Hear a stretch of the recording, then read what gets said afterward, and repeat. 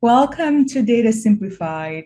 I am Dr. Metri Kengla, and we are sitting down with John Thompson today to talk about the future of analytics.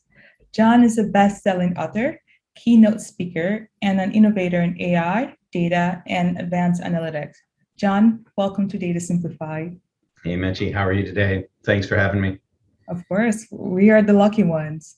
So I thought we'll kick things off by talking about your most recent book, published in June, about building analytic teams, harnessing analytics, and artificial intelligence for business improvement.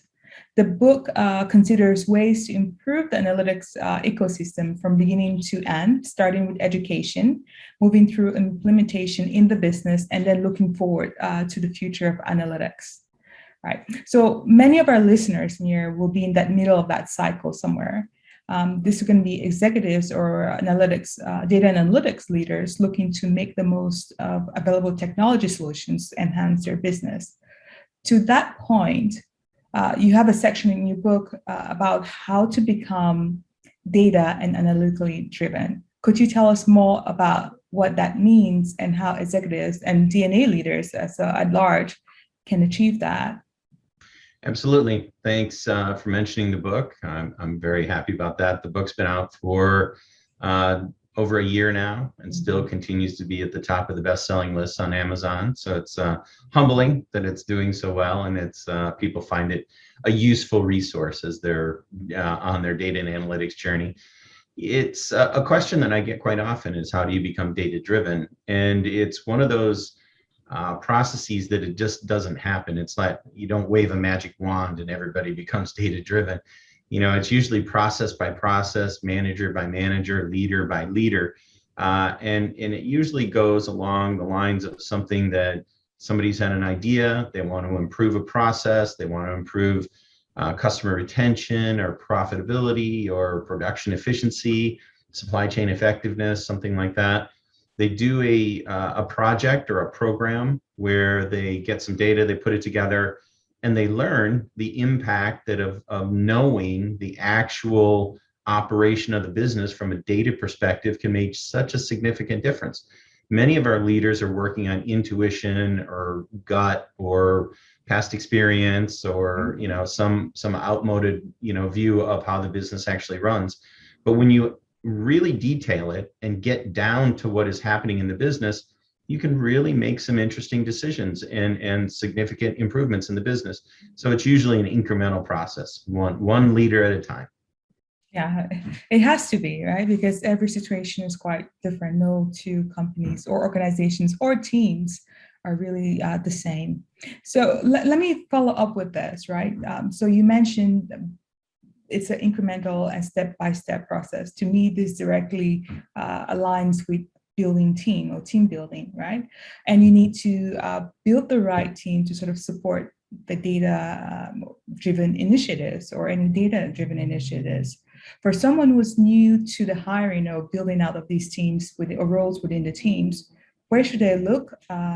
What key positions should they start with? How do they start in general? Good question. A lot of the guidance I give people is to start with a leader, start with someone who's going to actually build and manage that team from a day-to-day perspective. That person will have a dramatic effect on what your initiative looks like, your corporate-wide initiative. Personally, I talk about artisanal teams or teams built up of artisan data scientists, or teams built like a factory with work moving through different stations, or a hybrid team. Personally, I like to manage an artisan-based team. I like hiring highly qualified, experienced, maybe not even so experienced professionals who are going to own those projects from beginning to end, own the data acquisition, integration, feature engineering, model building, the relationships with the subject matter experts and executives. I really find that to be a great model to really drive some very strategic and impactful work. But there's nothing wrong with a factory model. If that's the culture of your business and that's the way you like to manage, then that's a great model to start out with. Personally, I just gravitate towards the artisanal model. So your leader is where you need to start, and that's going to have a dramatic effect on where you go. Now, do you think that matters if you're trying to initiate, to jumpstart these initiatives in an organization that already has an established culture versus if it's someone that's another organization that's building out from start? Is there a directive that's easier, the artisanal versus the cookie cutter, if you will? In my opinion, one is easier than the other, but it comes down to organizational fit. Really, in an artisan model, you're going to hire fewer people. So in this environment, as you know, there's lots of people out there looking for data science jobs, and many people trying to fill them. So you're trying to find the right people to fill those roles, and if you have to hire less, that's just faster, in my opinion. But maybe that's not the way you think of it. So that's the faster way, in my opinion, to go about it. But if your organization is more akin or favorable to a factory-based model, even though it's going to take you a little bit longer to hire 1.5 or 2 times the number of people, that's the model you should use. Right. And so we're talking about this artisanal team that's made up of people from different sort of skills, data scientists from different skills and background. And that drives to the next question I have, which is about the importance of diversity and inclusion in a team, right? Beyond just the skill set. What advice do you have for hiring managers or, again, leaders, TNA leaders that are looking to hit all these goals? Yeah, it's interesting. If you look at all the different factors and aspects of diversity and inclusion, it's hard to get all the diversity elements covered in one team. You may have 7 to 10 people, and that's difficult to have all the different combinations of gender, race, age, ethnic background, all that kind of stuff. It's very difficult to hire a team that has that much diversity and inclusion in it. But you do want to strive to have as diverse a team as possible. What we generally do in our group is that when we're doing projects or programs, we look for additional diversity in the subject matter experts. So we try to bring in additional people to our team to augment what we do. We always have subject matter experts on our teams, on our project teams, because we know the math and the data and those kind of things. We don't know the subtleties of the business processes. So you can get additional diversity that way. You can get it internal to your organization. You can bring in external experts, but it is crucial to have a diverse mix of people with their ideas and views and experience and expertise on the project. Because if you don't, you will definitely miss certain elements of your analytics that are crucial to your success. I couldn't agree more. Absolutely. On to the next question. While it's advisable to adopt a more data-driven approach, right? The consensus is analytics will not necessarily apply to all situations, right? It may not always be worth the resources, depending on, again, the situation that are put into it. Could you tell us more about what is involved in selecting successful projects, whether it's prioritizing the right ones that come in? If you work in a large org, you have different lines of businesses. I'm sure every leader wants their organization, their team to become data-driven. And if you're in an artisanal sort of setup, you have just a limited amount of resources. How do you focus and pipeline this quarter, this sort of initiatives that we're going to take on? Yeah, prioritizing what you do is an important part of the work. That is certain. People come to me and say, well, I need to create this, or I need to find something to do for my team. And I'm always surprised when people say that. Businesses have challenges. They have lots of challenges, raising their price, lowering their price, entering new markets, attracting profitable customers.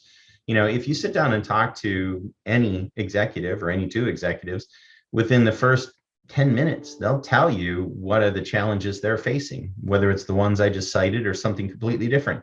Mm-hmm. And most problems that operating executives face have data associated with it. So you just need to listen to your CEO, your C-level executives. They'll lay out the problems.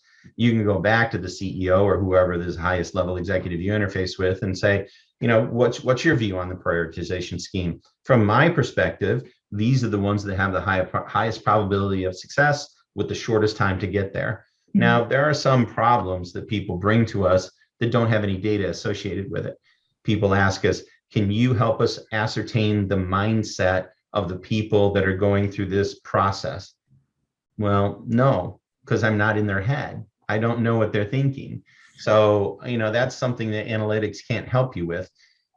So, what I always say to people is, look, if it's got data associated with it, we can gather it, clean it, integrate it, and analyze it. We can probably help you. If there's no data, then that's really just magic, and we can't do that. Very interesting. And I'm going to push a little bit and delve further into this particular topic because I think it's very important. Now, let me give you a scenario, and this is something that I have come across as well personally, where you're working in an organization and you're not necessarily directly underneath the CEO, you're not in the C-suite. So you work independently of them. However, you basically respond to a host of different VPs or initiatives, right? And each of these VPs have their own strategic need in terms of what they want. And they're all coming to you with, I would like a project that automates such and such, that reduces my time, predicts my sales forecast, that helps me in terms of customer engagement, all these different sort of problems coming at you. And I know you alluded to the complexity, feasibility, and time to sort of see the value being a sort of a key aspects that you use to sort of help in that prioritization. But if you look at it in a little bit more nuance, like beyond those aspects, though, what are the things you look at that will factor, say, one line of business versus the other, and so you don't find yourself in a situation where you're always doing work, say, in one department just because it has the higher value add. We try to denominate everything that we do in the local currency of the manager and the executives that are driving it. Okay. So if it's in Europe, we're talking euros, Japan, we're talking yen, the United States, it's US dollars, Canadian dollars, Australian dollars. So we try to denominate what we're going to do and the results that we're going to drive in cash, local cash. Okay. So that usually focuses people's minds quite easily. If you get the directive that you're going to work for specifically a certain division for a while, you can always prioritize those use cases in that division by the return of investment and the time to results. And that's the way I do it in our portfolio as well. I'll sit down with some executives and I'll say, look, we can do this project and it's going to take 6 months and it's going to return $1 million, or we can do this project and it's going to take 2 years and it's going to return $30 million. Which one do you want us to focus on? And, there's often a spirited dialogue. Sometimes it rolls up to other people's bosses, and that's fine. As long as I'm giving people all the information they require, they can fight it out any way they want, in a civil way or a dog fight or whatever they want to do. I'm okay with that. And then that usually comes back with some kind of guidance for us to where we should focus.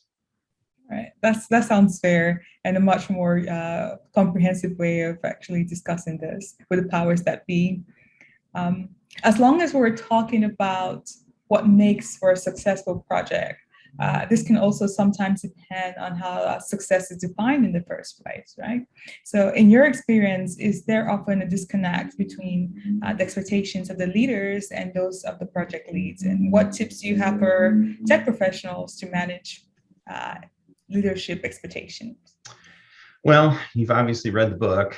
There's some real challenges there. And I say in the book and in most of my keynote talks that I give that, the biggest area of failure in analytics is to get your systems into production where value realization can occur. Yes. Usually the seeds of that failure are planted in the early days of the discussion of the project or the program. And you as the analytics leader, me as the analytics leader, it's our job to get to the executive and get them to understand that, if it's a project, that's easy. We're just going to do a project and give you a number and we're done. That's simple. If it's a program where we're actually building models that are supposed to go into production and change the way business is done, then that executive needs to know that you're not only sponsoring the project that we're doing, you're sponsoring a change management project as well. Mm-hmm. And if they're not willing to sponsor and undertake that subsequent change management or parallel change management process, then you might want to consider not doing the project. Because what you're going to do is you're going to burn up a lot of resources, your time and effort, and then you're going to get a number, but you've built an infrastructure that's supposed to be meant for data-driven, ongoing, continuous improvement. And if that doesn't get implemented, why did you even do it in the beginning? So it's all about communication. It's all about expectation setting. It's all about having those line of business executives understand the effort and the investment that they're signing up for and they are signing their organizations up for. So if you do that up front and someone changes their mind, well, then that's the way life is. But if you don't do it up front, you almost have a zero chance of success towards the end. Right. Absolutely. Well said. Very well said. I couldn't agree more with the point about creating on the onset of the project, creating a directive that the results are actually going to tie in within production. I know I've worked for lots of clients that unfortunately they've done some fantastic projects, large projects with large amounts of money and budget in there, but that have never materialized to anything because somewhere, somehow, it was not thought through. Somebody didn't get the memo. Yes. In the last few minutes that we have, I'd like to talk a little bit about the future of analytics, looking forward. Imagine you have a looking glass or something. Do you have any predictions for us on future applications? What changes do you think are needed, whether it's for implementations, business use, education, to help us make the future much more of a better reality? There's lots of people working on this, and I do believe it's going to be a very exciting future for all of us. Explainable AI is coming along quite nicely. ML ops, there's a number of systems out there that are doing really cool things around making machine learning a more producible, reproducible, predictable kind of process. Then there's also the feature stores that are out there. There's a lot of people don't quite understand the value of feature engineering and the way feature engineering really works in the real world. So I think all those technologies are coming together to allow us to set up a future where AI, ML, predictive analytics, prescriptive simulation, and optimization are just going to be part of the normal operation of every business. We see it in the leaders now in many industries, in automotive, finance, utilities, transportation, on and on and on. The leaders are really doing this stuff now. It's going to be the real challenge is going to be the people that are just behind the leaders. How many of those people are going to adopt these tech stacks and become data driven so they can keep up and have the level of efficiency and margin contribution and profitability that the leaders will have? So I think it's going to be a really interesting fusion of AI related technologies and process technologies and mindset change in the leaders and how this is all adopted. But I've been doing this for 37 years. I fully expected to be doing it for another 10 or 20. I got a lot of work to do. So that's a nice wrap up. I'll end with this. This is something that has been burned in my mind for a little bit. I bet you in the next 5 years or so, it's already being done, but not in a very strategic or not in a very systematic way. The valuation of a company is not just tied to the revenue, it's also tied to their assets. Right, and data is a significant portion of asset makeup. Every company is now a digital company that happens to do so and such. Mm-hmm. And so it's not just also about accumulating the data and having data as an asset. That's really how you leverage it to sort of drive that revenue in a continuous cycle. So this is indeed an important factor, and it's going to continue to be important for the foreseeable. You're absolutely right, Mechi. It's a board level. It's going to be a board level discussion. My two good friends, Doug Laney and Bill Schmarzo, are out on the leading edge of data monetization, data literacy, the economics of data.